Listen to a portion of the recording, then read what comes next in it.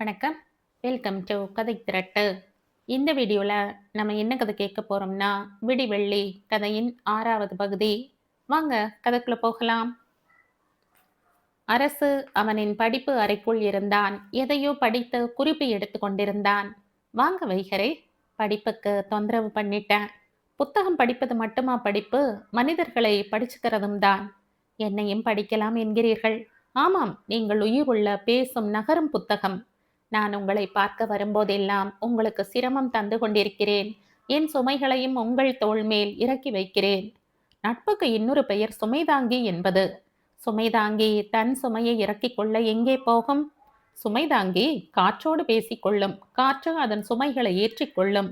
வைகரை சிரித்தாள். நான் சந்தோஷமாக இருக்கிறேன் அரசு. அதை என்னிடம் பகிர்ந்து கொள்ள வந்திருக்கிறீர்கள்.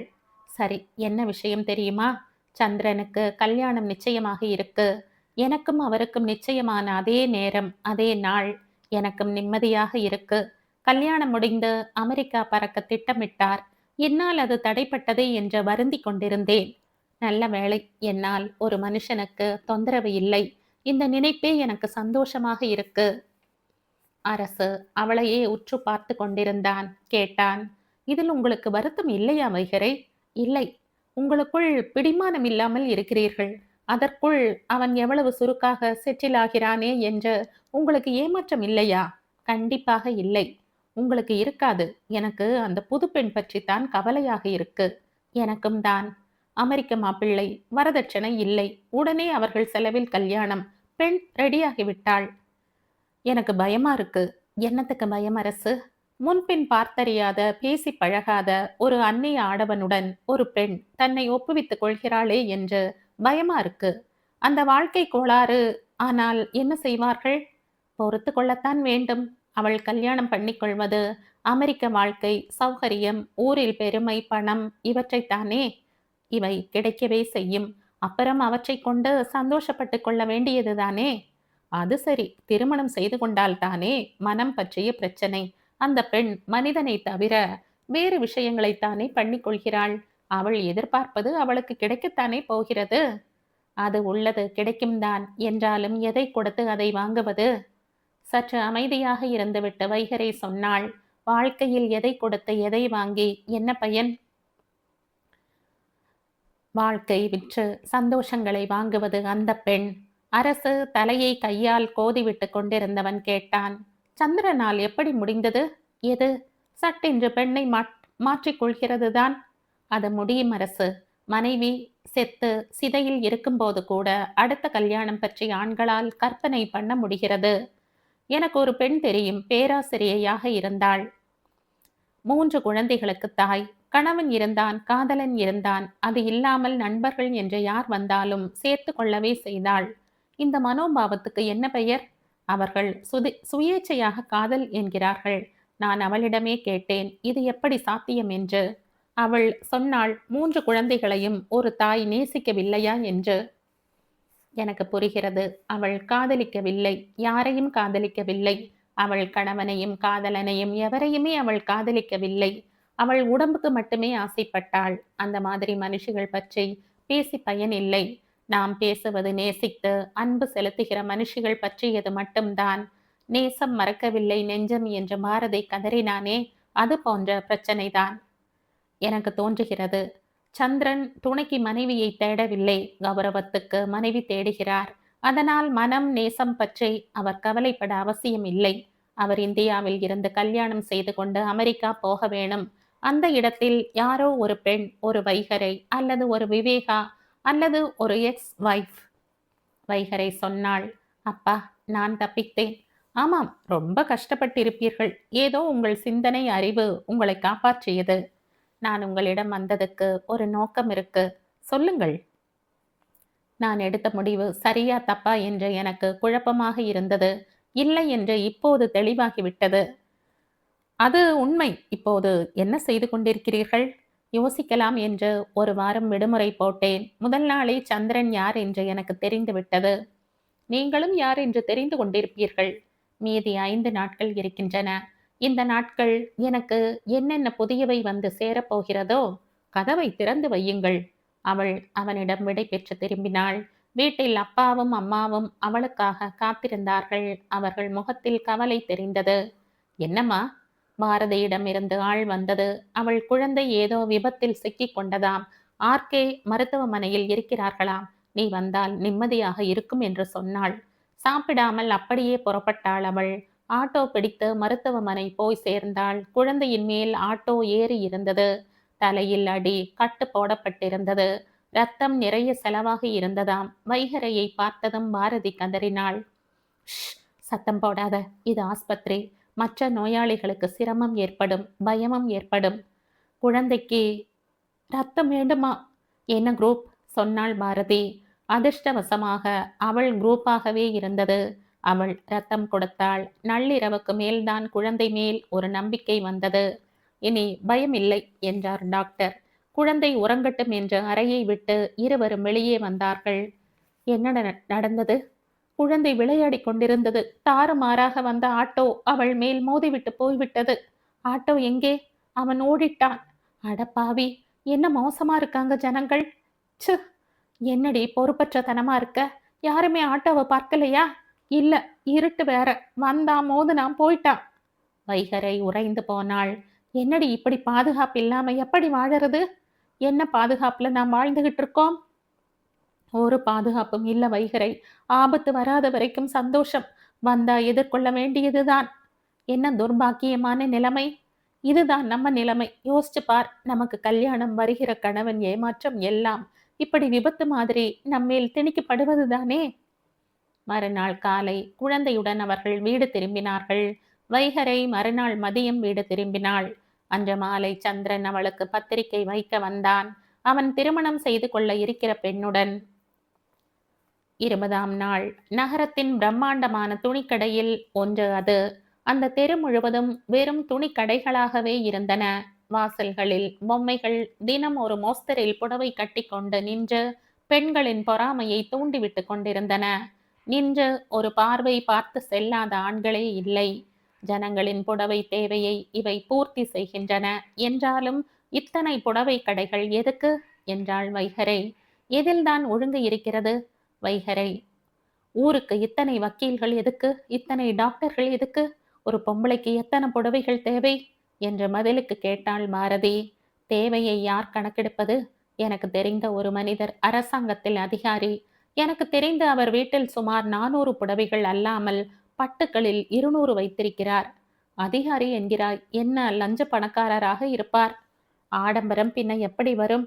உழைப்புக்கு சம்பளம் வாங்கி வாழ்கிற வாழ்க்கை மானத்தை காப்பாற்றும். ஆடம்பரத்தை தருமா? எல்லாம் லஞ்சம். முறையற்ற வாழ்க்கைக்கு கிடைத்த கள்ள சாவிகள். புடவைகளை பார்த்து கொண்டே பாரதி கேட்டாள். அது என்ன கள்ளசாவி? சொகுசு வாழ்க்கை என்கிற நம் தேசத்தில் 198 பேர் அறியாத அலிபாபா குகைக்குள் ரகசியமாக புகுந்து கொள்கிற கள்ளச்சாவி. கடை பையன் அடுக்கி இருந்த எல்லா புடவைகளையும் எடுத்து போட இருந்தான். வைகரை தடுத்தாள். எனக்கு தேவை 1, 2 புடவைகள். நானே பார்த்து எடுத்துக் கொள்கிறேன். புடவையை தேர்ந்தெடுத்து கொண்டு திரும்பினாள். அட, என்ன இது? சந்திரன் மறுபக்கம் நின்றிருந்தான். அவளுடன் வினிதாவும் இருந்தாள். வைகரை அவனை பார்க்கிற அதே நேரம் அவனும் இவளை பார்த்தான். ஹாய் வைகரை என்றபடி இவர்கள் அருகில் வந்தவன் பாரதியையும் நலம் விசாரித்தான். வைகரை வீட்டில் கல்யாண பத்திரிகை கொடுத்துவிட்டு சென்று இன்று மீண்டும் சந்திக்கிறார்கள். பாரதியிடம் நான் திருமணம் செய்து கொள்ளப் போகிற பெண் என்று அறிமுகப்படுத்தினான். அப்படியா, வாழ்த்துக்கள் என்றாள் பாரதி. அந்த பெண் மிகவும் வெட்கப்பட்டாள். வயதும் இவளை தாண்டாது எனும்படி இருந்தாள். முகம் குழந்தையைப் போல இருந்தது. ஆக திருமணத்துக்கு துணி எடுக்க வந்தீர்களாக்கும் என்று கேட்டாள் வைகரை. இவளுக்குத்தான், இவளுக்கு எடுத்து கொடுக்க வந்தேன். அப்படியே எனக்கும். அந்த பெண் மகிழ்ச்சியுடன் இவர்களை பார்ப்பது தெரிந்தது. இந்த சில நாட்கள் அறிமுகத்தில் அவள் இவள் என்கிற ஏக வசனத்தில் அழைக்கிற தைரியம் இவனுக்கு எப்படி வந்தது என்று யோசித்து கொண்டு நின்றாள் வைகரை. அந்த பெண் மேலும் மேலும் புடவைகளை பார்ப்பதும் மேலும் மேலும் வாங்குவதாகவும் இருந்தாள். சந்திரன் வினிதாவின் பக்கம் திரும்பினான். வினிதா, உனக்கு தேவையானதை வாங்கிக்கோ, எத்தனை வேணும்னாலும். நான் மேல ஆண்கள் ஷூட்டிங்ஸ் பகுதிக்கு போய் துணி எடுத்து வந்துடுறேன். வைகரை, வினிதாவுக்கு உதவுங்களேன். வைகரை, அதுக்கென்ன என்றபடி அவள் பக்கத்தில் வந்து நின்றாள். சில அழகிய மென்மையான வண்ணங்களிலான புடவையை எடுத்து வினிதாவுக்கு காட்டினாள். ஆனால் அவளோ அழுத்தமான வர்ணம், பளபளப்பு, சரிகை அதிகமுள்ள புடவைகளையே எடுத்தாள். நீங்க கம்ப்யூட்டர் படிச்சிருக்கீங்கன்னு கேள்விப்பட்டேன் என்றாள் வைகறை வினிதாவிடம். ஆமாம், அவர் சொன்னாரா? சொன்னார் வினிதா. உங்ககிட்ட ஒரு கேள்வி. கேளுங்களேன். சந்திரனை பார்த்ததும் உடன் சட்டுன்னு சம்மதம் கொடுத்துட்டீங்களே, எப்படி? இதுல என்ன இருக்கு? அமெரிக்க மாப்பிள்ளை. எனக்கும் அங்கேயே வேலை வாங்கி தரேன்னு சொன்னார். என் அப்பா அம்மாவுக்கு பிடிச்சிருந்தது. உங்களுக்கு பிடிக்க வேண்டாமா? தேவையில்லை. வைகறை பாரதியின் முகத்தை பார்த்தாள். வினிதா, நீங்க 2 பேரும் சந்தோஷமாக வாழணுங்கிறது என் நோக்கம். ஆனாலும் ஒரு விஷயம் எனக்கு புரியல. திடும்னு அரை மணிக்கு முன்னால சந்திரங்கிற ஒரு ஆளை உடனே சம்மதிச்சு கல்யாணம் பண்ணி வாழ்க்கையை ஒப்படைக்கிற தைரியம் உங்களுக்கு எப்படி வந்தது? வினிதா அவளை ஆச்சரியத்துடன் பார்த்தாள். இதுக்கென்ன தைரியம்? என் அம்மா அப்பாவை பார்க்காமலே கல்யாணம் பண்ணார். நான் பார்த்து கல்யாணம் பண்ணிக்க போறேன். உங்க அம்மா மாதிரியா நீங்கள்? கம்ப்யூட்டர் படிச்சிருக்கீங்களே. வினிதா சிரித்தபடி சொன்னாள். இதோ பாருங்கள், சம்பளம் எக்கச்சக்கம், எனக்கும் வேலை, அமெரிக்க வாழ்க்கை, அப்புறம் சந்திரனை பற்றி எதற்கு நான் யோசிக்க வேண்டும்? ஆண்கள் அப்படி இப்படியாகத்தான் இருப்பார்கள். அதையெல்லாம் கண்டும் காணாமல் இருப்பதுதானே பெண் தர்மம். ரொம்ப அதிகம் போறான் என்றால் அப்புறம் பார்த்து கொள்ளலாமே.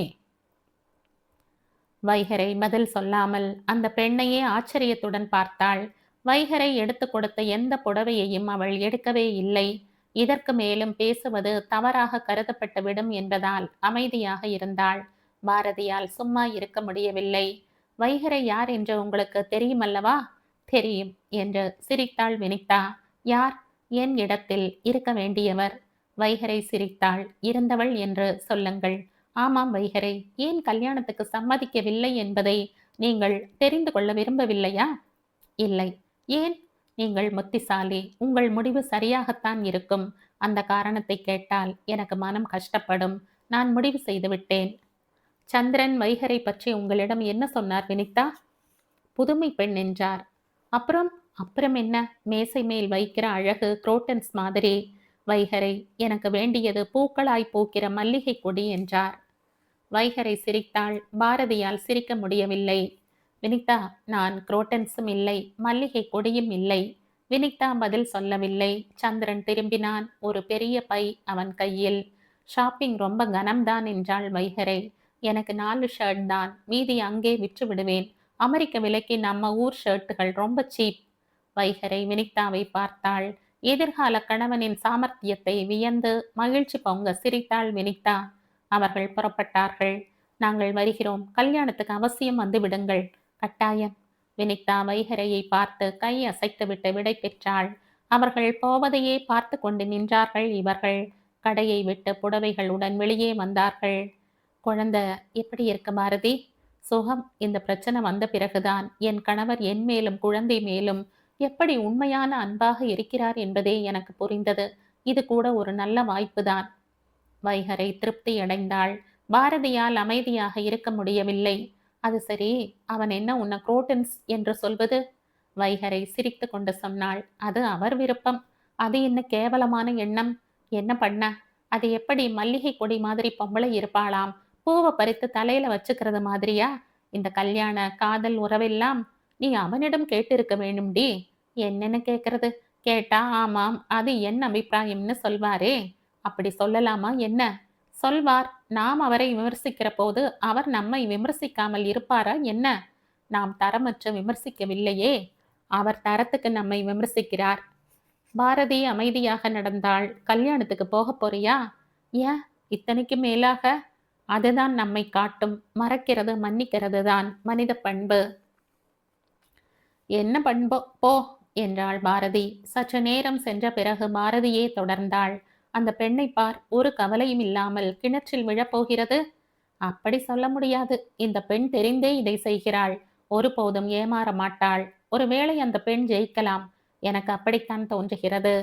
வினிதா வெற்றி பெற்றால் எனக்கும் சந்தோஷம்தான். கரெக்ட். ஆனால் சட்டை வாங்கி போய் விற்கிற சந்திரன்கள் காதல் வயப்படுவார்களா? பொண்டாட்டி இங்கிருந்து அப்பளம் வாங்கி கொண்டு போய் அங்கே விற்றால் எல்லாம் சரியாகிவிடும். இருவருமே சிரித்தார்கள். வீட்டுக்கு பிரியும் பாதை வந்ததும் பாரதியை பஸ்ஸில் ஏற்றிவிட்டு கிளம்பினாள் வைகறை. வீடு சேர்ந்தாள். அம்மா சாதம் பரிமாற சாப்பிட்டாள். படுக்கைக்காக தன் அறைக்கு திரும்பினாள். அவள் அறையில் ஒரு கவர் இருந்தது. வெளிநாட்டு கவர். சந்திரனின் பழைய காதலி எழுதிய கடிதம். கடிதத்தை படிக்க படிக்க அவள் கண்களில் இருந்து கண்ணீர் வழிந்தது. சோகத்தை மொத்தமாக அதில் வடித்திருந்தாள் அவள். சந்திரன் இவ்வளவு மோசமானவனா? இன்பமும் 21ஆம் நாள். இன்பமும் துன்பமும் அடுத்தடுத்து வரும் வாழ்க்கையைப் போல கடல் அலைகள் ஒன்றன் பின் ஒன்றாக கரைக்கு வந்து பிறகு மறைந்து பிறகு தோன்றி தொடர்ந்து நிகழ்வதை பார்த்து கொண்டிருந்தாள் வைகரை.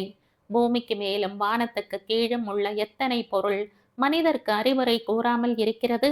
எல்லாம் ஆசான்கள், எல்லாம் குருக்கள், சொல்லித் தந்து கொண்டே இருக்கும் வாத்தியார்கள் எல்லாம். கடல், மலை, சூரியன், நிலவு, மேகம், தென்றல், புயல் எல்லாம். ஆனால் கேட்கத்தான் யாரும் இல்லை.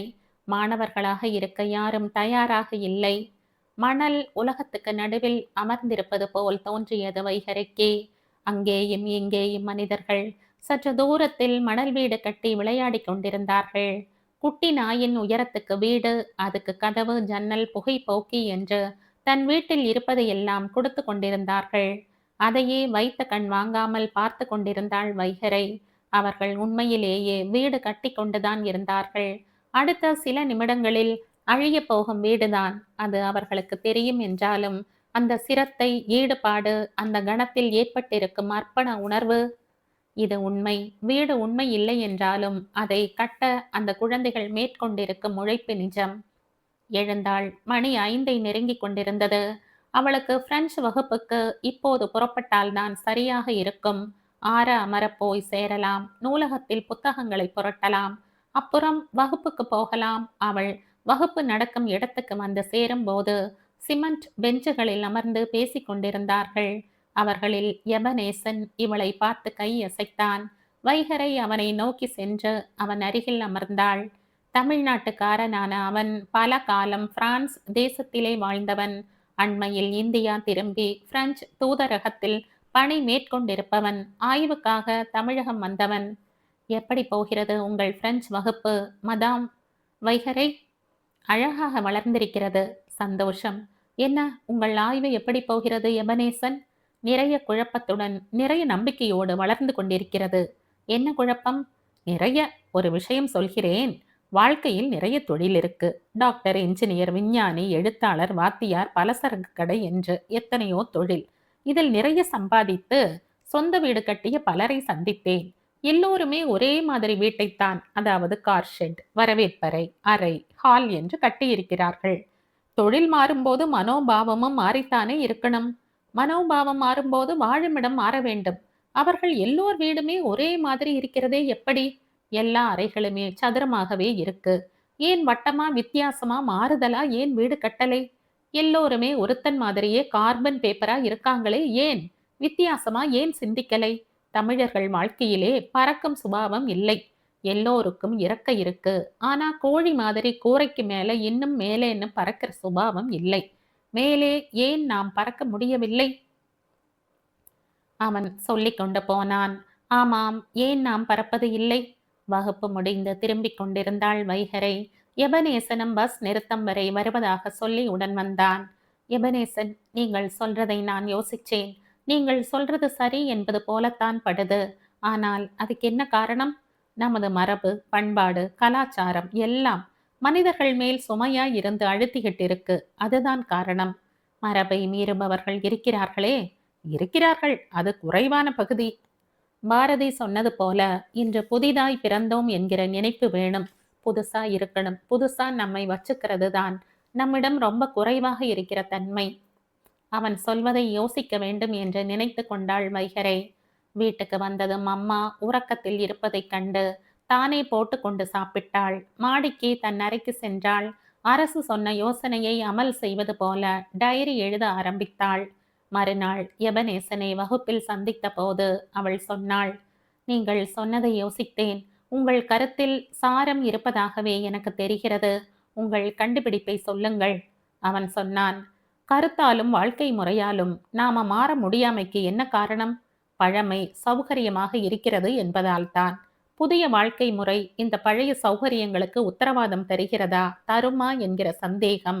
பழைய சமூகங்கள் சட்டென்று மாற கஷ்டப்படும் மரபு, பாரம்பரியம் இவைகள் எல்லாம் நம்மை அழுத்தும் விஷயங்கள்.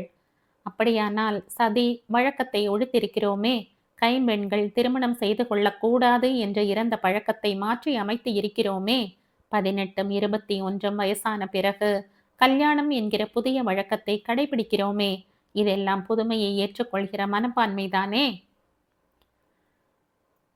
ஆனால் எப்படி இந்தியர்கள் இதை ஏற்றுக்கொண்டார்கள்? பல 100 வருடங்கள் பல அறிஞர்கள் போராடிய பிறகு தானே ஏற்றுக்கொண்டார்கள்.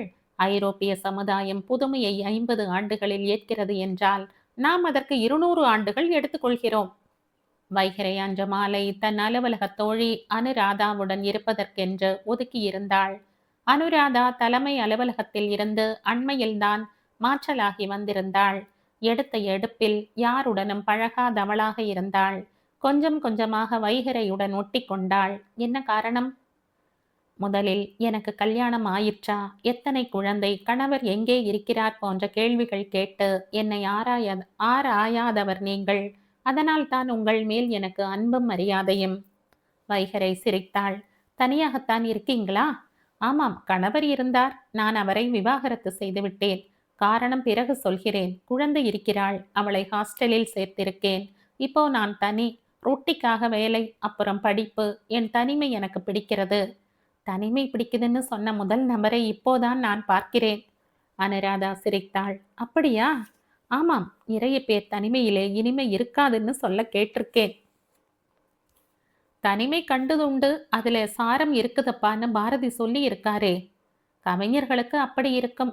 என் கணவரை நான் காதலித்துத்தான் கல்யாணம் செய்துகிட்டேன். காதல்னா சும்மா பார்த்து கிளுகிளுப்பு அடைஞ்சு அதிகம் அவரை பற்றி தெரியாம செய்து கொண்ட திருமணம் அது. அவர் கொடுமைக்காரரோ மோசமானவரோ இல்லை. சராசரியாக பார்க்கும்போது நல்லவர், நல்ல குணம் கொண்டவர்தான். என்னால ஒரு மனைவியா இருக்க முடியலை. பிரச்சனை என்மேல்தான். இதுவும் ஆச்சரியம்தான். என்ன, டைவர்ஸ் ஆன பிறகும் கணவர் நல்லவர்னு சொல்றது? உண்மையைத்தானே சொல்ல முடியும். ரொம்ப சரி. அவர்கள் காஃபி போட்டு எடுத்துக்கொண்டு வரவேற்பறையில் இருந்து நாற்காலியில் வந்து அமர்ந்தார்கள். உண்மையை சொல்றது சுலபமாகவே இருக்கு. அதுதான் கஷ்டமான அனுபவமே, வைகறை சொன்னாள். உங்களுக்கு கோபம் வருத்தம் இல்லை? இப்படி தனிமையா வாழும் சூழ்நிலையை உருவாக்கிய மனிதர்கள் சூழ்நிலைகள் மேல? நிச்சயம் இல்லை வைகறை. எதற்கும் 2 பக்கமும் இருக்கிறது அல்லவா? என் மேல் தப்பே இல்லை என்று நான் சொல்ல மாட்டேன். ஆனால் தப்பும் சரியும் என் இயல்பு. அந்த இயல்போடு என்னை யார் ஏற்றுக்கொள்கிறார்களோ அவர்களோடுதான் நான் இணைய முடியும். எனக்கு யார் மேலும் கோபமே வருவது இல்லை. நீங்கள் கிரேட். அனுராதா வாயை மூடிக்கொண்டு சிரித்தாள். பிறகு அவளிடம் உள்ள கேசட்டுகளை எடுத்து வைத்தாள். அரியக்குடி முதல் சஞ்சய் சுப்பிரமணியம் வரை, GNB முதல் சந்தான கோபாலன் வரை நிறைய இருந்தது. எனக்கு இன்றைய பாடகைகளில் ஜெயஸ்ரீ, நித்யஸ்ரீ பிடிக்கும். சுதா, சௌமியா எல்லோரையும் கேட்பேன். நல்ல தைரியமான பாடகிகள் இவர்கள். எனக்கு சங்கீதம் பிடிக்காது என்று இல்லை. ஆனாலும் அதில் நாட்டம் இல்லை. நாட்டம் ஏற்படுத்தி கொள்ளுங்கள். பல சமயங்களில் அது மிகவும் உபயோகமாக இருக்கும். சத்தம் அதிகமாகிவிட்ட சூழ்நிலையில் சங்கீதம்தான் ஒரு மாற்றமாக இருக்கும். வைகறை தன்னை பற்றி கொஞ்சமாக சுருக்கமாக சொல்லிக் கொண்டாள். நீங்கள் செய்தது சரிதான் என்றாள் அனுராதா. எப்படி என்று சொல்லுங்கள். ஆண்கள் நல்லவர்கள். ஆனால் அவர்கள் விருப்பம் ருசி வித்தியாசமாக இருக்கிறது. அதற்கு நாம் பொருந்திக் கொள்ள வேண்டியது இருக்கிறது. இது நம் பிரச்சனை, ஆண்களின் பிரச்சனையாக இல்லை. இது 2 பேரின் பிரச்சனை. 2 மூளைகள் ஒரு கூரையின் கீழ் சண்டை போடாமல் இருக்க முடியவில்லை. பல 1000 ஆண்டுகளாக நம் முன்னோர்கள் இருந்தார்களே. அவர்கள் இருந்தார்கள். சந்தோஷமாக இருந்தார்களா? யாருக்கு தெரியும்? இப்பதானே நாம் பேசுகிறோம். அம்மாவும் பாட்டியும் பேசவில்லை. உண்மைதான். இப்படி நாம் பேசிக் கொண்டிருந்ததால் குடும்பம் என்கிற அமைப்பு சிதையுமே. நாம் நம்மை காப்பாற்ற வாழ்கிறோமா? அமைப்பை காப்பாற்ற வாழ்கிறோமா? வைகறை சிரித்தபடி சொன்னாள். நாம் நமக்காகத்தான் வாழ்கிறோம். வைகறை விடை பெற்று திரும்பும்போது மன நிறைவுடன் திரும்பினாள். அவளுக்கான விடை கிடைத்து விட்டதாக அவள் நம்பினாள். அவள் தன் எதிர்காலத்தை தீர்மானித்துக் கொண்டாள். 22வது நாள். அந்த கடிதம் பற்றிய உறுத்தல் வைகறையின் மனசுக்குள் இருந்து கொண்டே அவளை வதைத்து கொண்டிருந்தது. தபாலில் வந்த கடிதம் அது. சந்திரனின் முன்னாள் காதலி அவனுக்கு எழுதிய கடிதம். தன் இதயத்தை திறந்து விவரித்திருந்தாள் அதில் அவள். இப்படி தொடங்கி இருந்தாள். அன்பார்ந்த சிநேகிதியும் சகோதரியுமான வைகரை, இக்கடிதம் உங்கள் திருமணத்துக்கு இடையே சுவாரஸ்யத்தை அல்லது அதிருப்தியை உங்களுக்கு தரக்கூடும். ஒரு கல்யாண பெண்ணுக்கு இந்த வகையான கடிதத்தை நான் எழுதலாமா என்று இப்போதும் தோன்றுகிறது. இப்போது எழுதாமல் விட்டு பிறகு எழுதியிருக்கலாமே என்று நான் வருந்தக்கூடாது. நீங்கள் ஏன் எழுதக்கூடாது என்று நீங்களே என்னை பின்னால் கேட்கக்கூடாது.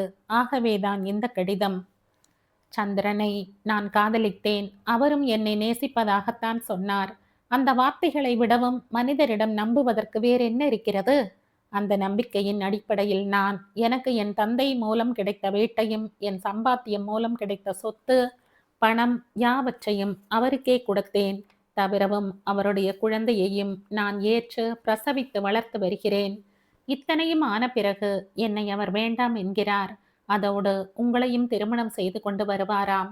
உங்களுடன் குடும்பம் நடத்துவாராம். நான் விரும்பினால் அவரோடு இருக்கலாமாம். எப்படி இருக்கு இந்த நியாயம்? இதை நான் நேரில் சொல்லி இருக்கலாம். அது உங்கள் சந்தோஷத்தை கெடுத்து விடலாம். சந்திரனை கல்யாணம் செய்து கொள்வது என்று நீங்கள் முடிவு எடுத்து இருந்தீர்கள் என்றால் அது உங்கள் சந்தோஷத்தை கெடுத்திடலாம். ஆகவேதான் சொல்லவில்லை. இப்பவும் அதை எழுத காரணம் உங்கள் திருமணத்தை நிறுத்த அல்ல. எனக்கு நேர்ந்தது உங்களுக்கும் நேர்ந்துவிடக் கூடாது என்பதுதான் காரணம். ஒரு மனுஷிக்கு துன்பம் வருவதை சக மனுஷி தெரிந்தே அனுமதிக்க கூடாது என்கிற காரணம்தான்.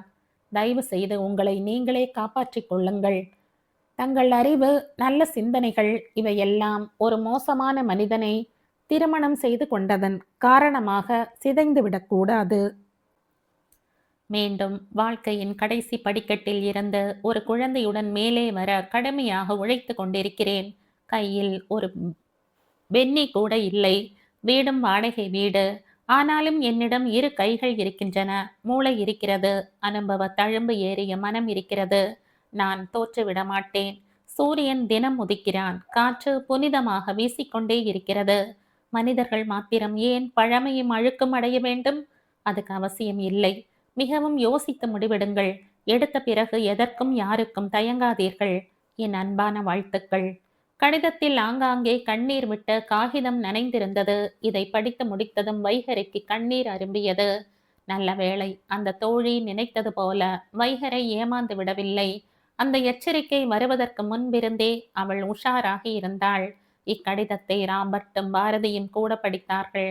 ராபர்ட் படித்துவிட்டு சொன்னார், வைகரை, பெண்களுக்கே உரிய புத்திசாலித்தனமும் முன்னெச்சரிக்கை உணர்வும் உங்களை காப்பாற்றியது. பாரதி கலங்கி போனாள். அவள் அதிர்ச்சியுடன் சொன்னாள், அடடா, இவ்வளவு மோசமான மனுஷரா அவர்? நல்ல வேலைடி. நான் கூட முட்டாள்தனம் செய்வேன். நீ ஜாக்கிரதையா நடந்துகிட்டு உன்னையும் காப்பாற்றிக்கிட்ட. தான் பாராட்டப்படுவது பெரிதாக தோன்றவில்லை வைகரைக்கு. அவள் சொன்னாள், எனக்கு அந்த பெண்ணின் மேல் மரியாதை அதிகமாகிறது. பாருங்கள், தான் பெற்ற துன்பத்தை நான் படக்கூடாது என்று சொன்ன அந்த பெண்ணின் உயர்ந்த உள்ளத்தை பாருங்கள். வைகரையின் கண்கள் கலங்கின. அவள் உன்னை நினைத்து பதைபதைப்போடு இருப்பாள். உனக்கு கல்யாணம் நடந்து விடுமோ என்கிற கவலையும் அவளுக்கு இருக்கும். அதனால் உடனே அவளுக்கு கடிதம் எழுத வைகரை. அது சரியான யோசனை என்று பட்டது வைகரைக்கு.